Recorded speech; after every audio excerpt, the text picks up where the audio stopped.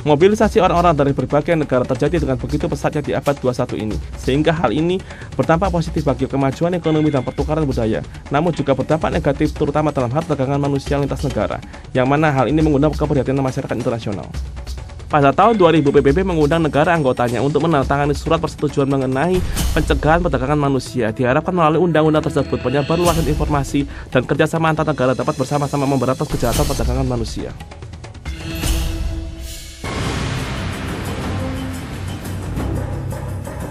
Perdagangan manusia adalah perbuatan yang dengan sengaja menyuruh seseorang melakukan pekerjaan pelacuran atau pekerja paksa dan perbudakan atau perdagangan organ tubuh, serta tindakan kekerasan, mengancam, menahan, mengawasi, menggunakan obat-obatan terlarang, hipnotis, menipu, sengaja menyembunyikan informasi penting, membelenggu dengan masalah hutang, menahan dokumen penting, memperalat orang lain sehingga korban tidak tahu atau sulit mencari bantuan dalam keadaan yang sulit, atau cara-cara lain bertentangan dengan kehendak sendiri, seperti melakukan perekrutan, perdagangan gelap, menahan jaminan, pengangkutan, pertukaran jual beli, pemalsuan, dan lain-lain yang bersifat rahasia, sebagai perantara serta kegiatan yang menampung sejumlah orang luar negeri atau dalam negeri. Ini semua termasuk perdagangan manusia.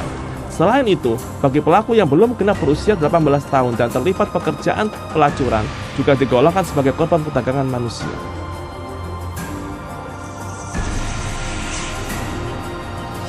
Dalam beberapa tahun terakhir ini, meskipun perekonomian Taiwan semakin makmur, tapi ada dampak negatifnya, yaitu kelompok penyelundup Taiwan melakukan berbagai penyelundupan atau perdagangan ilegal, sehingga merugikan hak asasi manusia. Dan ini dapat berpengaruh pada perdamaian dan ketertiban negara, tentu saja sangat merugikan citra negara Taiwan dalam keseluruhannya. Para perempuan asing itu juga dipaksa menjalankan praktek prostitusi dan melayani tamu di bar restoran. Begitulah sambung menyambung ini rata-rata setiap bulan dipaksa membayar kurang lebih 20.000 NT, yang mana uang tersebut adalah penghasilan mereka tiap bulan.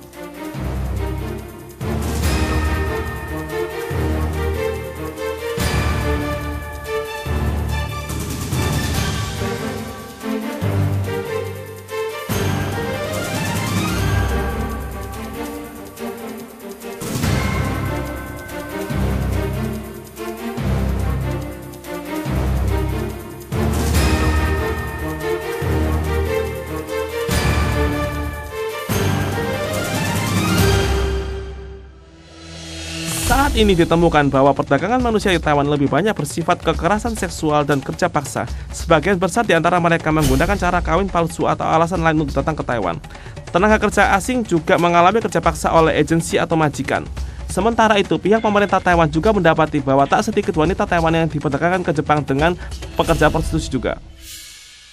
Untuk lebih menggencarkan tindakan pencegahan perdagangan manusia, maka pada tanggal 8 November 2006, Lembaga Eksekutif mengumumkan secara resmi rencana tindakan pencegahan perdagangan manusia. Ada 3 tindakan utama, iaitu pencegahan, pengawasan dan perlindungan beserta 25 pekerjaan penting lainnya, serta menggerakkan berbagai instansi terkait untuk melaksanakannya dengan segenap tenaga.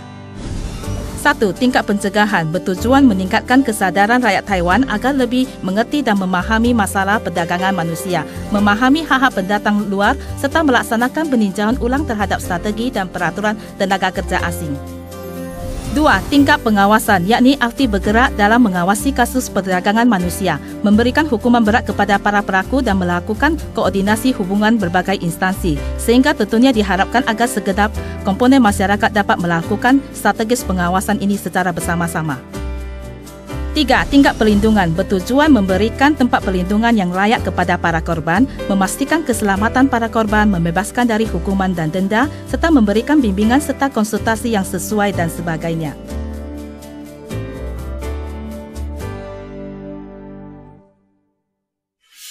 Kebanyakan korban berasal dari lingkungan yang miskin. Mereka berharap bisa mendapatkan pekerjaan dengan gaji yang lebih tinggi agar dapat merubah taraf hidup mereka. Karena latar belakang yang demikian, para pelaku kejahatan mengambil kesempatan ini untuk melakukan penipuan. Dengan berbagai cara mereka mendatangkan ke Taiwan. Saat mereka mengalami kesulitan di Taiwan, dengan berbagai cara pelaku kejahatan tersebut mengawasi setiap gerak-gerik mereka. Tak jarang mereka diperjualbelikan serta mempunyai hutang yang besar.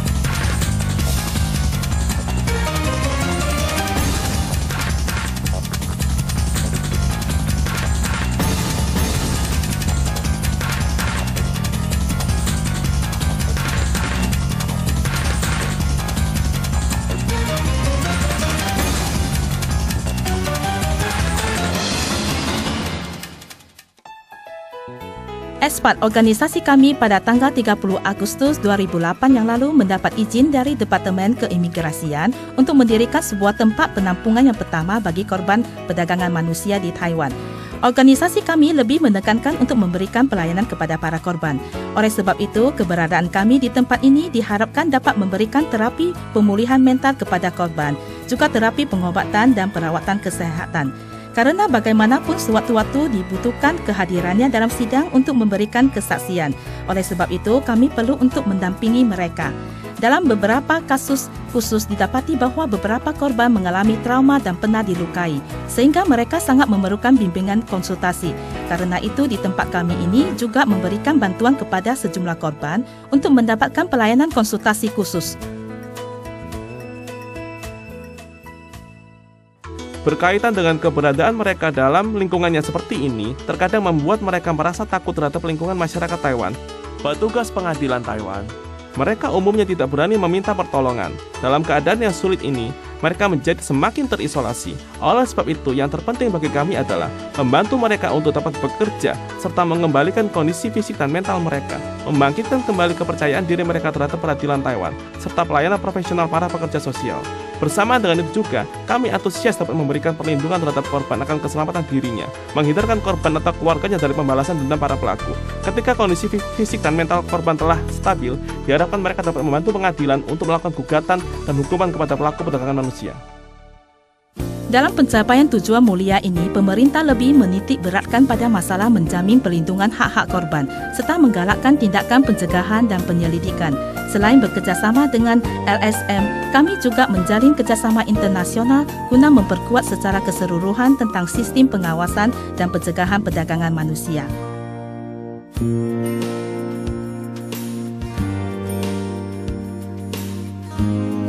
Sehingga kami berharap saat kondisi fisik dan mental mereka telah pulih kembali, LSM di negara asal mereka dapat melanjutkan memberikan bantuan kepada mereka. Dengan demikian, barulah pelayanan tersebut dapat dikatakan telah sempurna dilakukan. Yang paling penting, mereka tidak terjerumus lagi dalam kasus perdagangan manusia yang tidak manusiawi ini. Untuk memperkuat perlindungan terhadap korban mencegah terjadinya kasus perdagangan manusia, maka berdasarkan perencanaan gerakan pencegahan perdagangan manusia, Departemen Dalam Negeri telah mengundang berbagai instansi terkait, para ahli akademis dan para peneliti dari LSM untuk membahas lebih dalam tentang rancangan undang-undang pencegahan perdagangan manusia.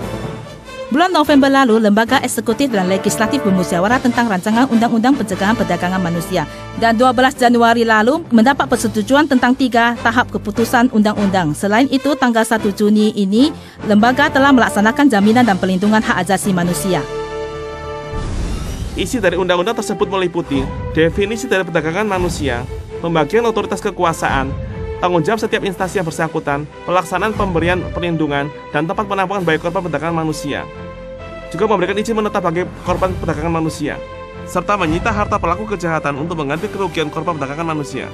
Selain itu, instansi pencegahan perdagangan manusia sebagai salah satu badan pada Kantor Imigrasi Nasional Departemen Dalam Negeri Taiwan mempunyai harapan mendalam terhadap undangan ini. Taiwan adalah negara yang menjunjung tinggi hak asasi manusia, sedangkan perbuatan perdagangan manusia, baik kekerasan seksual, pemerasan tenaga kerja, atau perdagangan organ tubuh seseorang adalah pelanggaran hak asasi manusia yang harus diberantas. Oleh karena itu, ketetapan dari Undang-Undang Pencegahan Perdagangan Manusia memiliki arti yang sangat khusus. Adapun ketentuan undang-undangnya berkaitan langsung dengan pencegahan perdagangan manusia. Dengan demikian, dalam kesempatan ini, saat menetapkan undang-undang tersebut, kami khususnya berharap agar segala ketentuan mengenai denda dan hukuman dapat semakin efektif. Pada saat yang sama, kami juga berharap dalam memberikan perlindungan kepada para korban sesuai dengan prinsip perundangan Taiwan.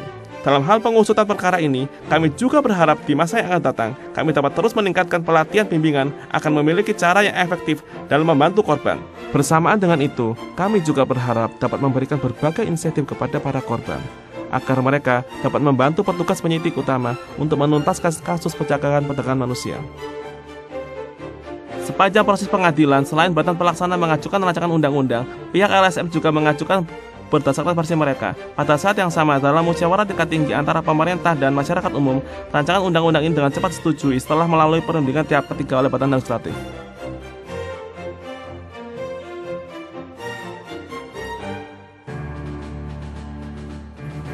Hal yang paling utama dalam pencegahan perdagangan manusia yaitu undang-undang mengenai memperberat denda dan hukuman pidana kepada pelaku perdagangan manusia. Sebagai contoh, dalam hal mengambil keuntungan dengan menggunakan kekerasan, tindakan mengancam, pekerjaan dan pemberian upah yang tidak layak kepada pekerja, perbuatan ini akan dijatuhi hukuman di bawah 7 tahun penjara, ditambah denda uang tunai sebanyak 5 juta NT. Hukuman ini bertujuan dapat memberikan efek jera bagi pelaku perdagangan manusia.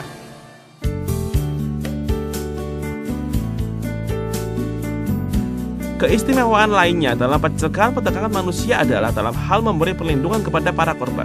Selain diberikannya tempat perlindungan dan konsultasi, korban juga dapat mengajukan permohonan ganti rugi atau berdasarkan kasus yang khusus dapat mengajukan permohonan izin tinggal permanen maupun izin kerja.